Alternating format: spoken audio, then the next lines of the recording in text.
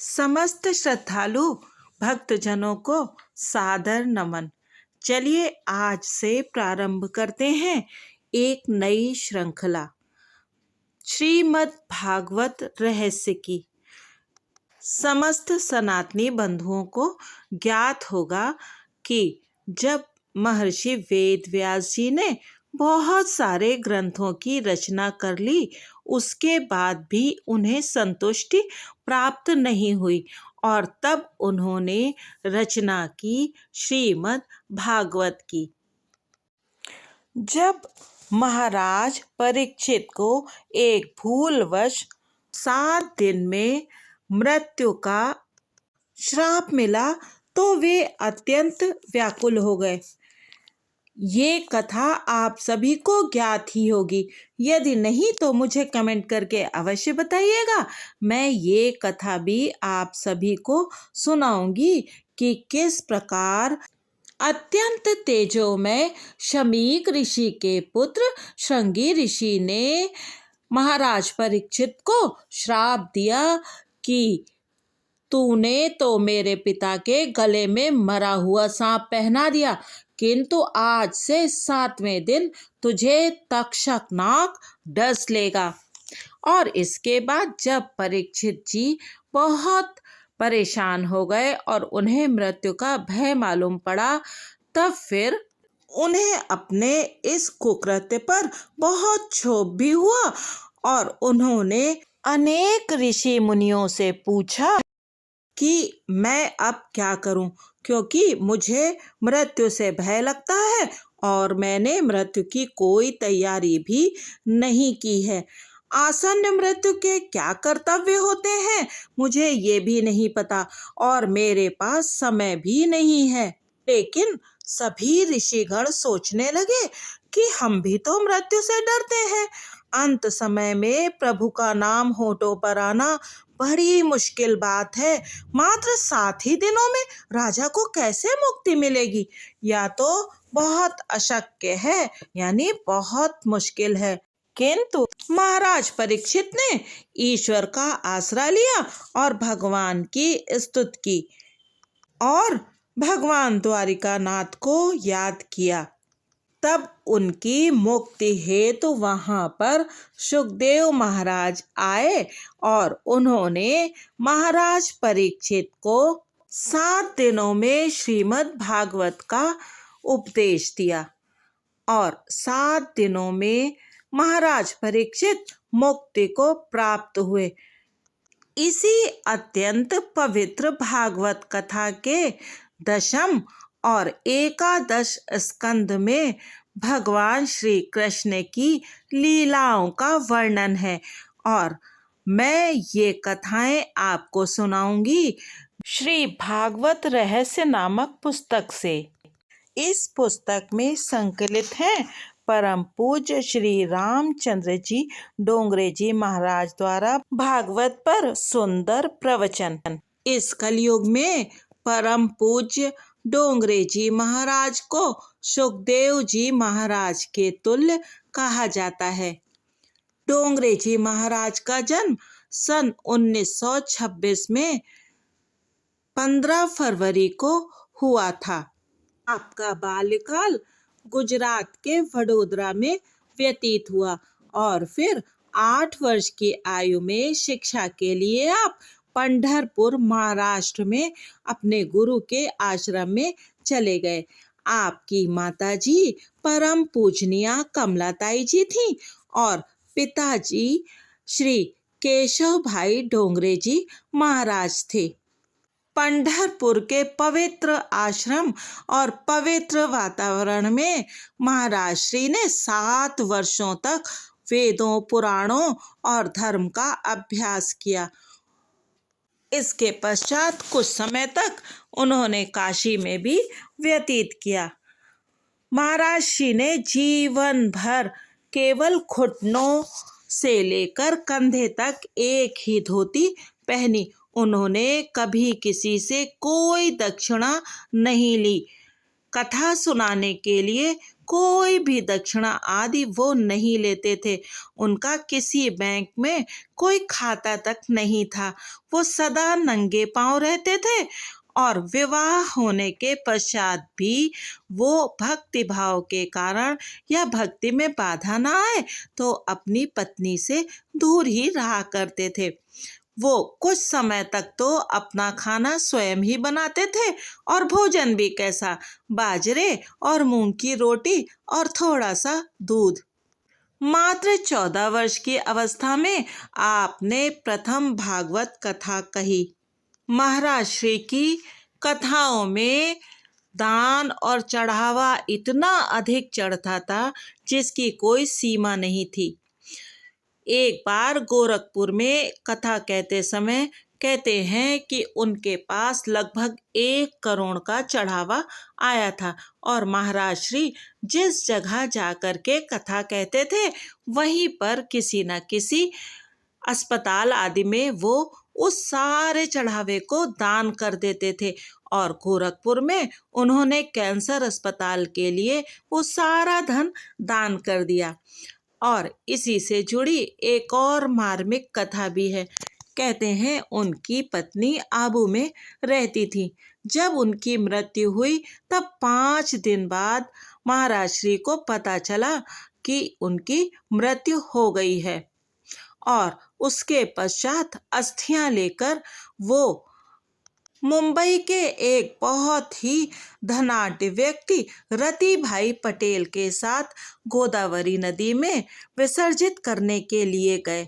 नासिक में उन्होंने रति भाई जी से कहा, हमारे पास तो कुछ है नहीं और इनका अस्थि विसर्जन करना है, कुछ तो पैसा लगेगा ही, क्या करें।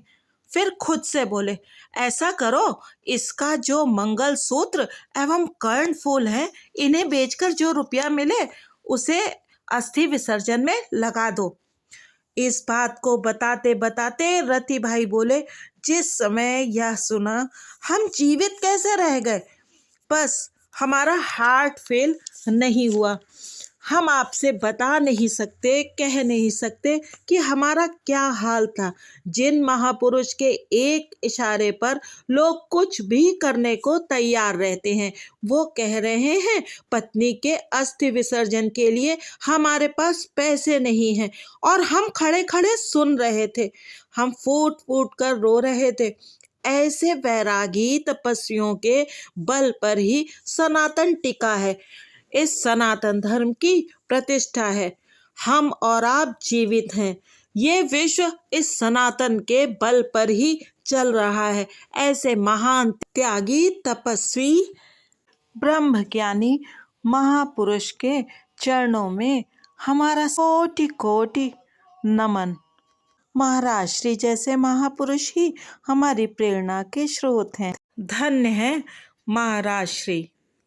जिन महापुरुष के चरणों में सहस्त्रों लाखों करोड़ों रुपयों का चढ़ावा चढ़ता हो, उनका ऐसा भाव देख करके हृदय श्रद्धा से भर जाता है।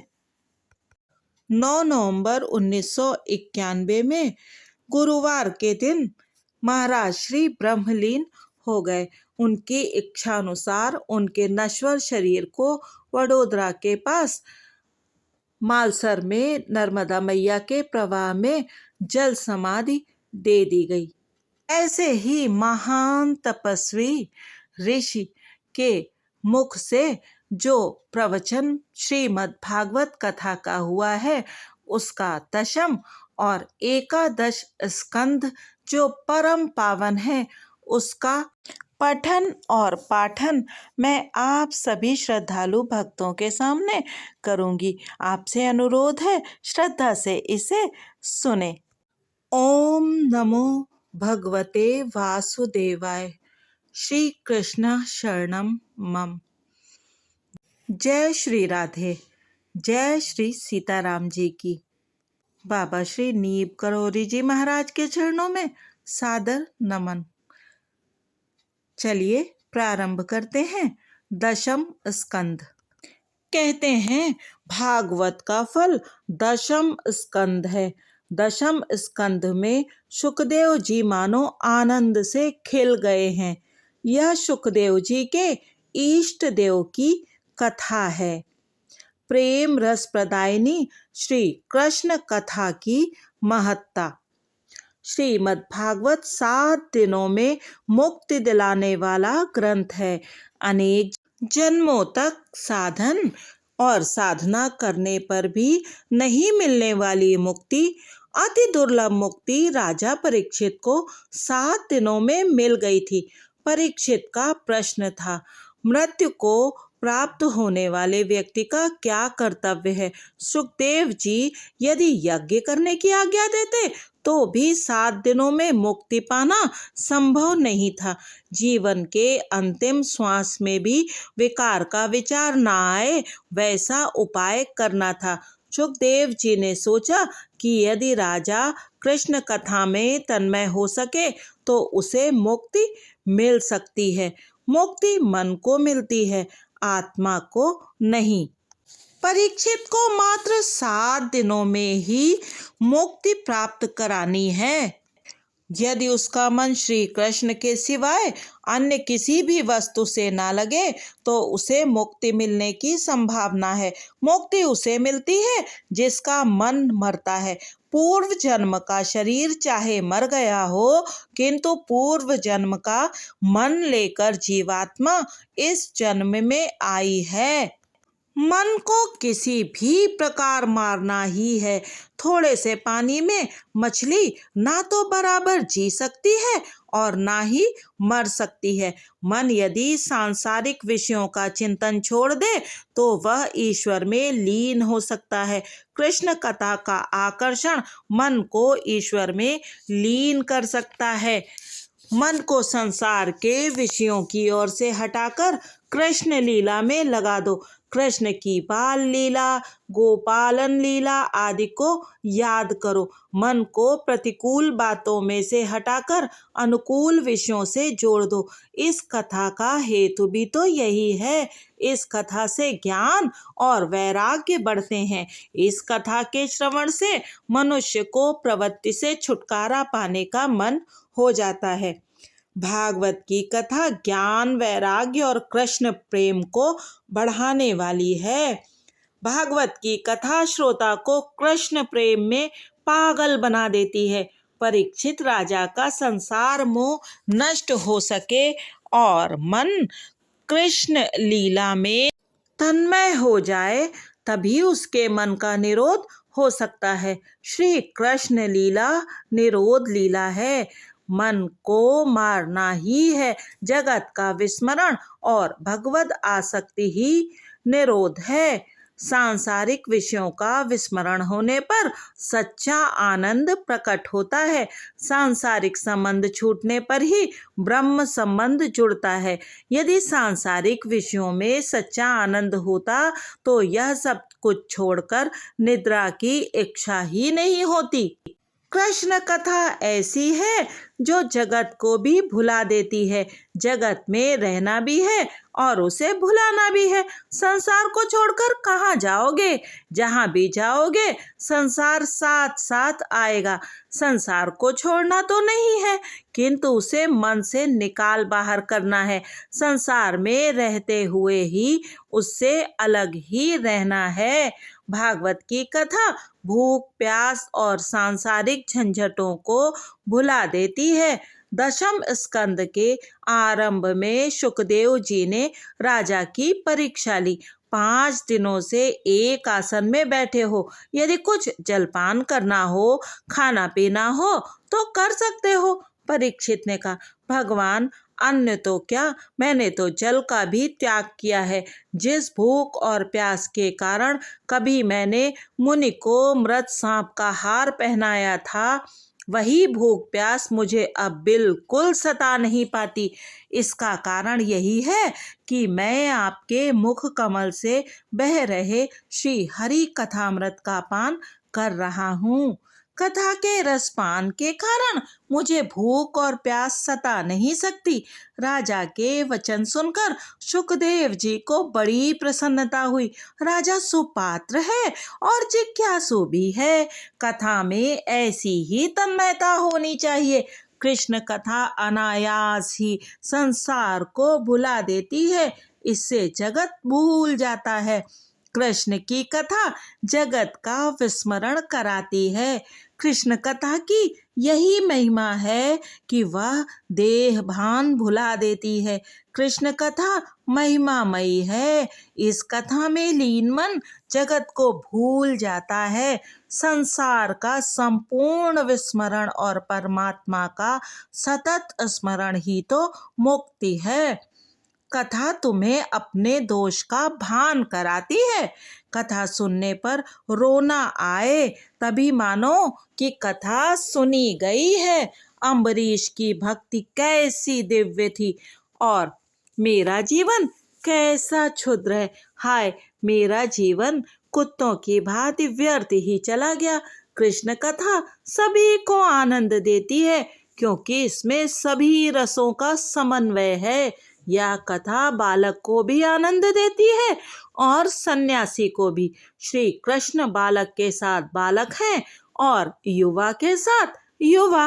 वे ज्ञानी के लिए ज्ञानी हैं और योगी के लिए योगी। श्री कृष्ण भोगी तो हैं, फिर भी रोगी नहीं, योगी ही हैं।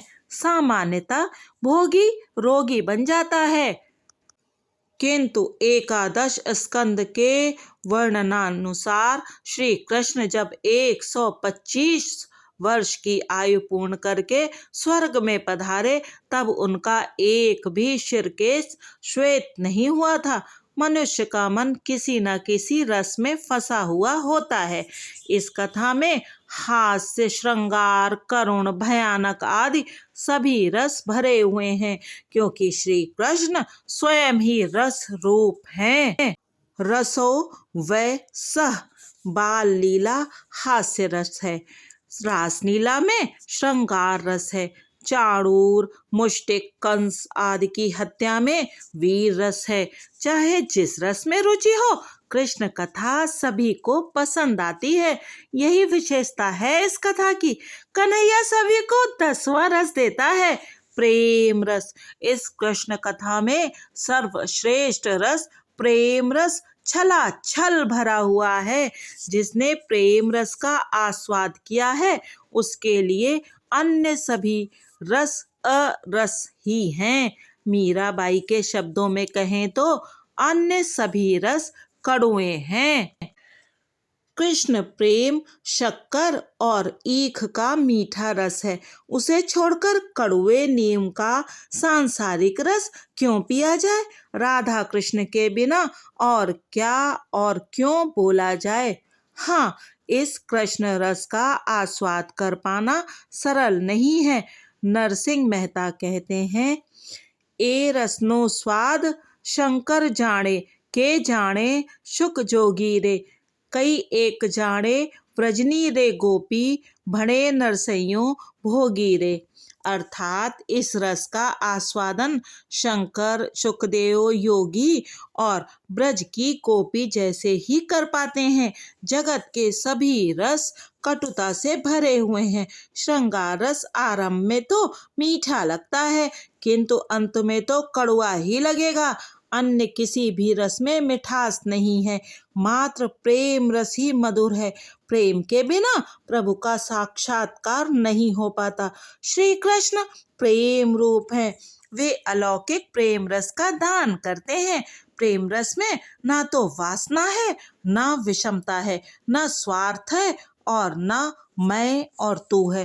गोपी कहती हैं, लाली मेरे लाल की जित देखूं तित लाल। लाली देखन मैं गई, मैं भी हो गई लाल।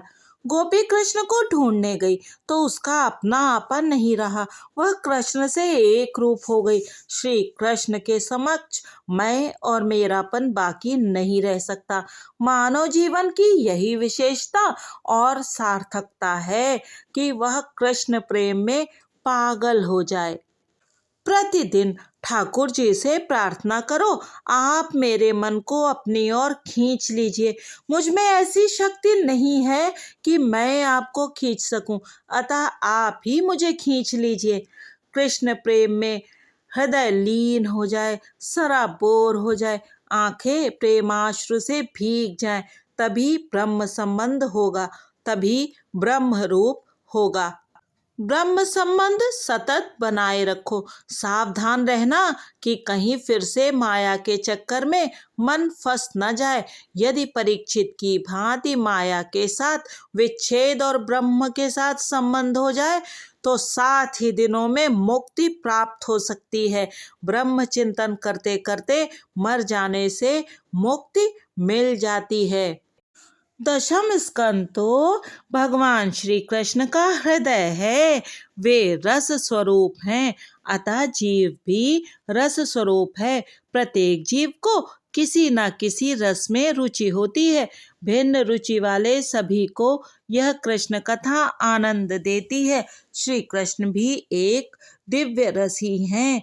प्रेम और विरह दोनों में हृदय आर्द्र बनता है, तब रसानुभूति होती है। श्री कृष्ण कथा सभी प्रकार के जीवों को आकर्षित करती है। सामान्यतः जीव के 4 भेद हैं: पामर, विषयी, मुमुक्षु, मुक्त।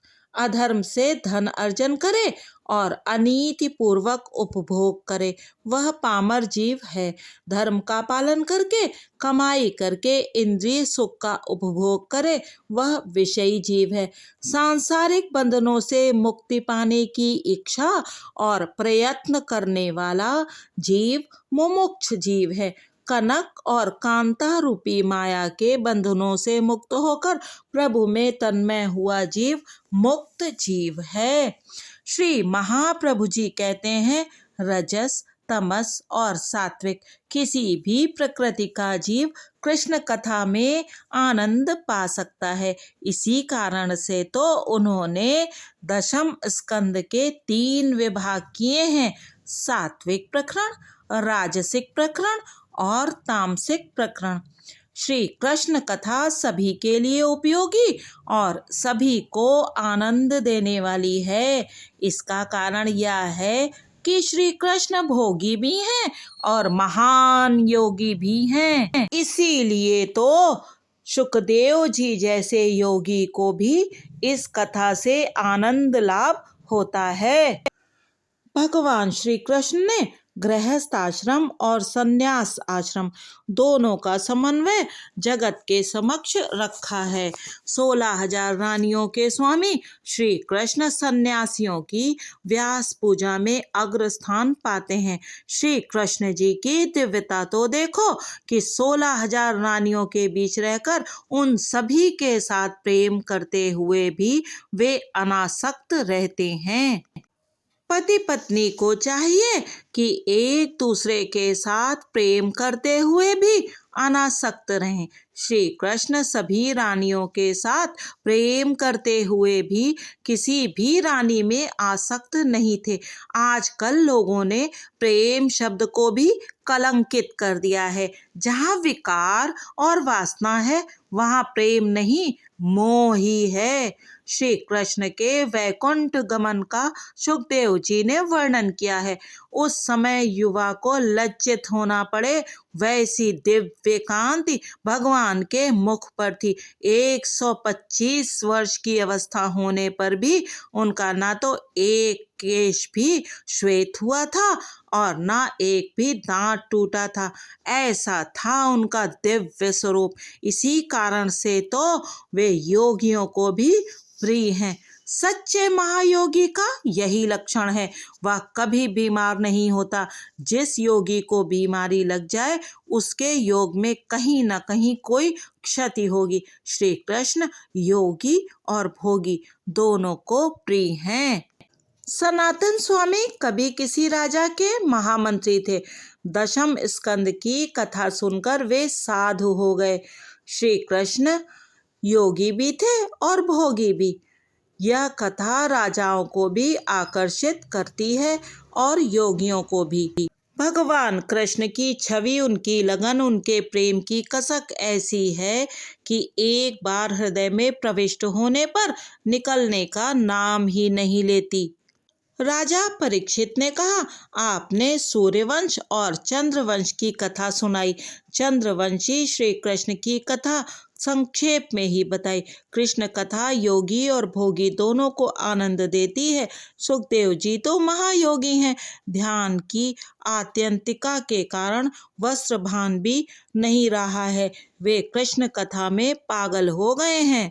परीक्षित जी कहते हैं, आपने वैसे तो सर्वस्व का त्याग किया है, किंतु कृष्ण कथा का त्याग नहीं कर सके।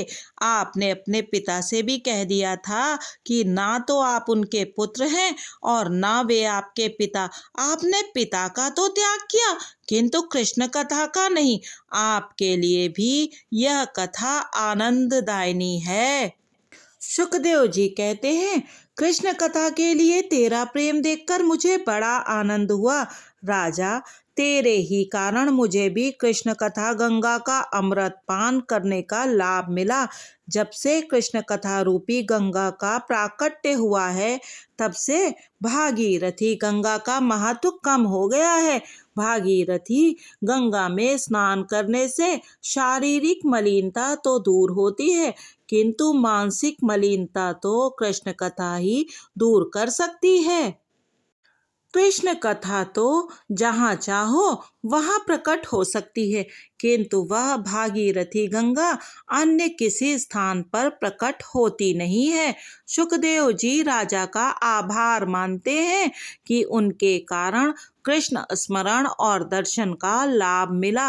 महात्मा तो कहते हैं कि नवम स्कंद तक की कथा सुखदेव जी ने सुनाई और दशम स्कंद की कथा स्वयं श्री कृष्ण भगवान ने सुनाई है। वैयासकिः स भगवानथ विष्णु रातम। सुखदेव जी ने राधा कृष्ण से प्रार्थना की कि हृदय में विराजमान होकर वे ही कथा करें। ज्ञानी पुरुष मृत्यु को टालने का नहीं, सुधारने का प्रयत्न करते हैं। मृत्यु को सुधारते हैं कृष्ण कथा, कृष्ण नाम, कृष्ण भक्ति। जिसकी मृत्यु सुधरती है उसे दोबारा जन्म नहीं लेना पड़ता। वैर और वासना जीवन को बिगाड़ते हैं। उनके दूर होने पर ही जीवन और मृत्यु उजागर होते हैं। वैर और वासना को मृत्यु के पहले ही हटा दो, अन्यथा मृत्यु बिगड़ जाएगी। तुम वैरी को वंदन करो, फिर भी वह बैर बनाए रहे तो उसके पाप का साझीदार तुम्हें बनना नहीं पड़ेगा। दशम स्कंद में निरोध लीला है। ईश्वर में मन को लय करना ही निरोध है। श्री कृष्ण को अपने हृदय में रखोगे या श्री कृष्ण के हृदय में बसोगे तो मन का निरोध होगा। मन का निरोध ही मुक्ति है। धरती पर दैत्यों का उपद्रव बढ़ गया, लोग दुखी हो गए, पाप बढ़ गया। धरती से यह सब न सहा गया तो उसने ब्रह्मा जी की शरण ली। ब्रह्मादिदेव ब्रह्मलोक में नारायण के पास आए और पुरुष सूक्त से प्रार्थना करने लगे, नाथ अब तो कृपा कीजिए, आप अवतार लीजिए। भगवान ने ब्रह्मा जी से कहा, कुछ ही समय में मैं वासुदेव और देवकी के घर प्रकट होऊंगा। मेरी सेवा के लिए तुम सब देव भी अवतार लेना। ब्रह्मा ने आकाशवाणी सुनी और सभी देवों को आश्वस्त किया। जय श्री हरि। ओम नमो भगवते वासुदेवाय। आज कथा यहीं तक।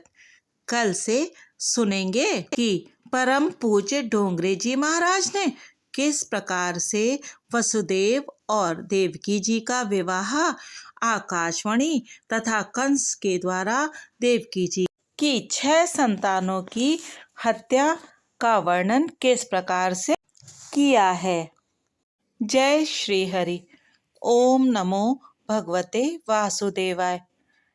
यदि आपको श्री महाराज श्री के शब्दों में सुनाई गई कथा का ये वाचन अच्छा लगा हो तो कृपया इस वीडियो को अवश्य ही लाइक कीजिएगा और चैनल को सब्सक्राइब भी कीजिएगा।